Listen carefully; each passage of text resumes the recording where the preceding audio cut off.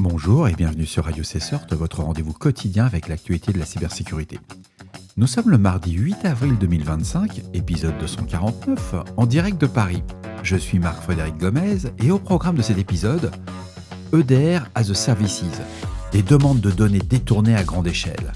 WhatsApp Windows, vulnérabilité de spoofing sur la CVE 2025-30401. VPN, 5 vulnérabilités critiques à surveiller en 2025. Et 7, une vulnérabilité, la CVE 2024-11859 dans plusieurs produits de la marque. La CISA ajoute une faille Crush FTP exploitée dans le KEF catalogue. Je suis hyper content, on avait un petit peu d'avance par rapport à eux. Bien entendu, vous retrouverez toutes les sources utilisées en description de cet épisode. N'oubliez pas de vous inscrire à la newsletter de Radio Cesseur pour ne rien manquer. La CISA a ajouté une nouvelle entrée dans le catalogue des vulnérabilités activement exploitées.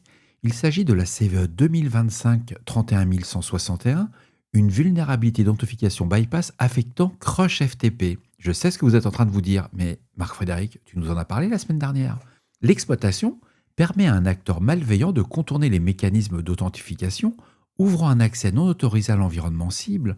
Ce type de faille constitue une tactique récurrente pour initialiser une compromission en contournant les contrôles d'accès, pour ensuite déployer des payloads, exfiltrer des données ou établir une persistance. J'avoue, j'ai eu un petit moment de fierté personnelle, car on en avait déjà parlé la semaine dernière sur l'épisode 243, le 2 avril, soit 6 jours avant la publication officielle de l'agence américaine.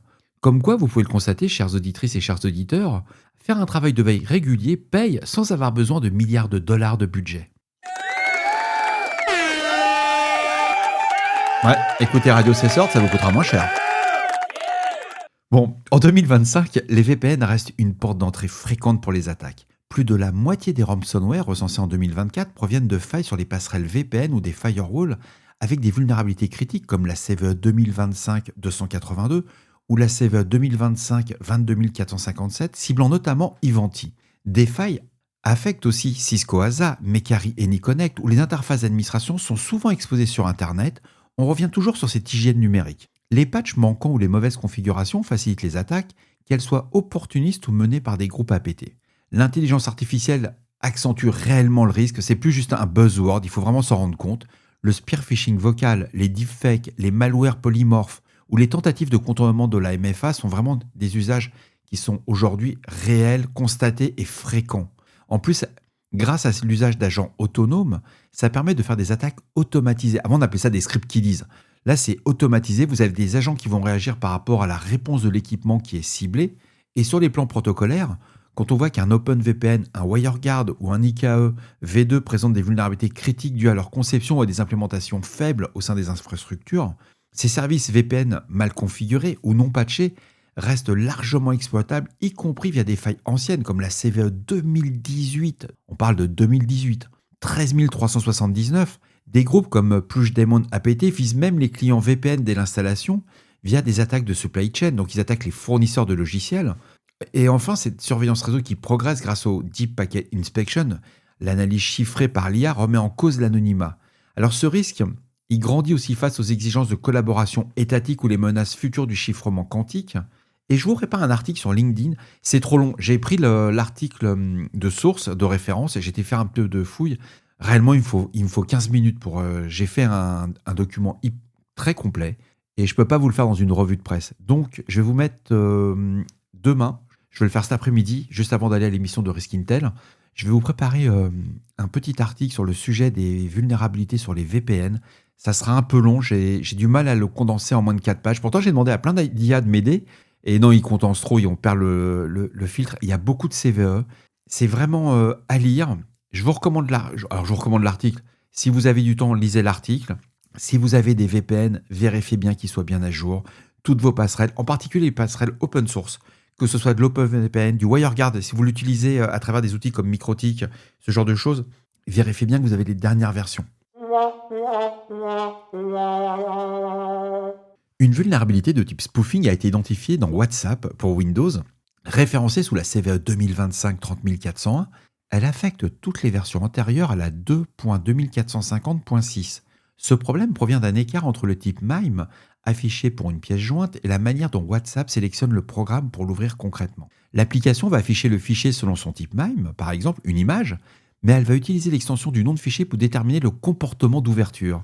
Un attaquant peut exploiter ce mécanisme en envoyant un fichier trafiqué, une pièce jointe affichant comme une image, mais dont l'extension est un point .exe. Donc vous pensez recevoir une image, WhatsApp, qu'est-ce qu'il fait? Il dit tiens, c'est un point .exe, j'exécute. Et si l'utilisateur ouvre manuellement ce fichier depuis WhatsApp, le système exécute le code malveillant et la seule mitigation qui existe à ce jour, WhatsApp pour Windows, sur la version de WhatsApp pour Windows, c'est de passer vers la version 2.2450.6. Au-delà de l'aspect technique, cette faille repose sur la confiance de l'utilisateur envers l'interface de l'application, ce qui en fait une attaque d'ingénierie sociale particulièrement efficace. Bref, vous avez du WhatsApp, bon déjà vous avez un problème de sécurité quelque part, mais vous avez du WhatsApp, c'est super sympa, mettez à jour, surtout votre client Windows. Je reviens sur une fraude qu'on avait déjà évoquée l'année dernière sur le phénomène EDR as a Services qui est en train de s'imposer dans le paysage cybercriminel. Ce sont des groupes d'attaquants qui exploitent des comptes compromis d'agences gouvernementales ou de police pour soumettre de fausses, ce qu'on appelle en anglais des emergency data requests. En un mot, vous demandez à un opérateur des informations sur un numéro de téléphone ou auprès d'une banque ou d'un assureur sur un assuré ou sur une personne via des plateformes en ligne, comme s'il s'agissait de réquisitions légitimes par les services de l'État. Les opérateurs de ces plateformes, trompés par l'apparence officielle de la demande, fournissent souvent des données sensibles telles que les adresses IP, les numéros de téléphone, les domiciles, les habitudes aussi de consommation ou à qui a été tel virement. Selon le rapport de Meridian Group, l'activité est passée d'une simple revente de comptes à un modèle complet, incluant la rédaction, l'envoi des fameux EDR et la remise des données. Ces transactions s'effectuent via forums spécialisés ou messageries chiffrées comme Telegram ou Session, avec paiement en Bitcoin ou Monero. Certains circuits disposent même de services d'escrow pour sécuriser les ventes, escrow avec un W. Des guides opérationnels circulent pour apprendre à soumettre de faux EDR et exploiter les données obtenues, même sans compétences techniques poussées. C'est incroyable, c'est-à-dire qu'on vous propose de devenir un cybercriminel ou d'avoir de l'information sans rien y connaître. Les informations récoltées servent ensuite à des campagnes de doxing, d'extorsion ou d'ingénierie sociale. Alors le risque concerne autant le grand public que des profils médiatiques comme des journalistes, des activistes ou des élus. Ce rapport évoque aussi un intérêt croissant des groupes de ransomware pour cette méthode sans cas avéré pour l'instant, mais avec la perspective d'attaque combinant rançongiciel et données extraites via un EDR frauduleux.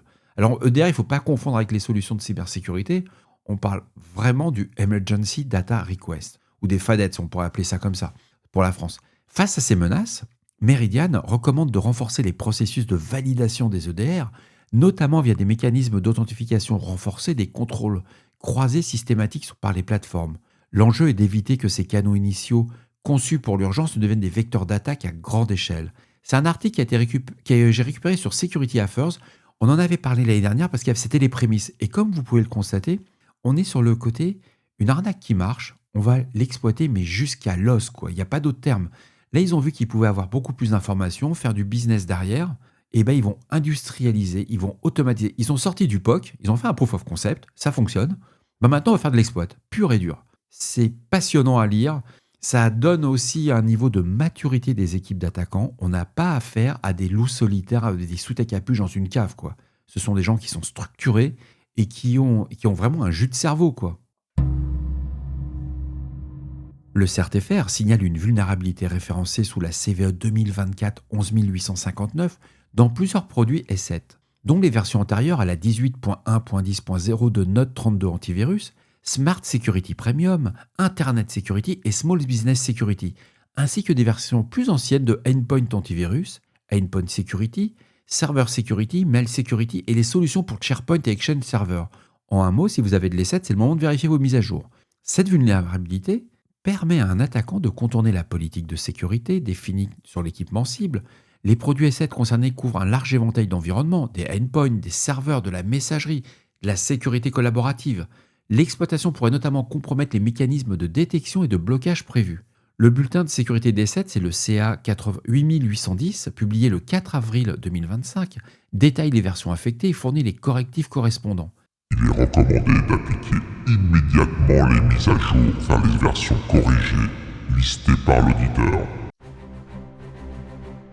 Et voilà, cet épisode de Radio Cessor du mardi 8 avril 2025 touche à sa fin. J'espère qu'il vous apportera des informations claires et utiles. N'oubliez pas, si vous avez des retours ou des sujets que vous aimeriez voir traités, faites-le moi savoir.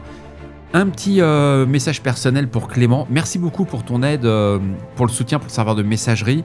J'ai trouvé, je suis passé par l'ancienne méthode que j'ai toujours fait. Tuto, jus de cerveau. J'ai laissé tomber l'IA pour m'aider à monter ce fameux postfix admin. C'est une vraie saloperie. Pardon, c'est un outil qui mérite beaucoup plus de documentation.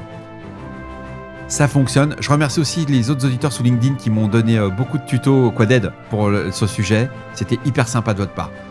Donc, laissez-moi un message sur le répondeur de Radio Cessort au 07 68 72 20 09 ou envoyez-moi un email à radiocessort@gmail.com. Bien entendu, si vous voulez soutenir le passage de Radio Cessort au format vidéo, la cagnotte est ouverte sur Litchi. Vous êtes des grands, vous êtes des fous furieux les gars.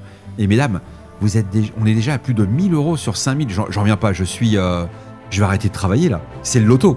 Mais bon, merci. Vous n'avez pas idée à quel point ça me touche. Sincèrement, je suis épaté. Je suis sur les fesses, comme on dit. D'ici là, restez vigilants, surveillez vos systèmes. Et surtout, on ne réfléchit pas, on patch. On se retrouve demain pour un nouvel épisode. Prenez soin de vous, à très bientôt sur Radio Cessort. Et ce soir, je serai sur le live de Risque Intel Media. On devrait être sympa. Il faut quand même que je révise un peu sur comment on sécurise des API. Au revoir.